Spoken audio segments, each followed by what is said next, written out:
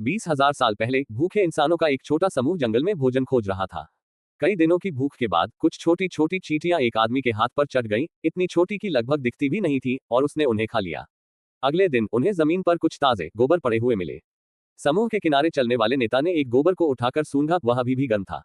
इससे उसे अंदाजा हुआ कि बैल पास ही होंगे। अपनी गंध छिपाने के लिए उन्होंने वही गोबर को चेहरों और शरीर पर मल ली, फिर रेंगते हुए धीरे धीरे आगे बढ़े। जब वे काफी करीब आ गए, नेता ने संकेत दिया और सब लोग अचानक बैलों की ओर दौड़ पड़े। घबराकर बैल इधर उधर भागने लगे। इंसानों ने लाठियों से उनका रास्ता रोका तो बैल मुड़कर पहाड़ की चोटी की ओर भागे। भागते भागते बैल चोटी के पास पहुंच गए और फिसलकर ऊपर गिर पड़े।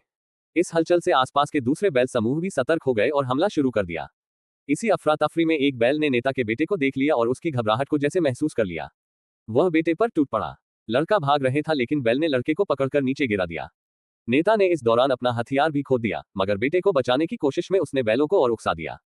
लड़का चोटी के पास एक चट्टान पकड़कर लटका रहा, पर चट्टान टूट गई और वह ऊपर की जमीन पर आ गिरा। नेता उसे बचाने पहुंचा, लेकिन रात बीत गई और कोई खबर नहीं मिली। अगली सुबह उसने बेटे के लिए एक छोटी सी प्रार्थना और बलिदान किया, फिर वापस गांव लौट आया, क्योंकि बाकी बच्चों और युवाओं के लिए भोजन जुटाना भी जरूरी था। उसे यह नहीं पता था कि उसका बेटा मरा नहीं था, वह बस बहुत ज्यादा भ्रमित और कमजोर हो गया था।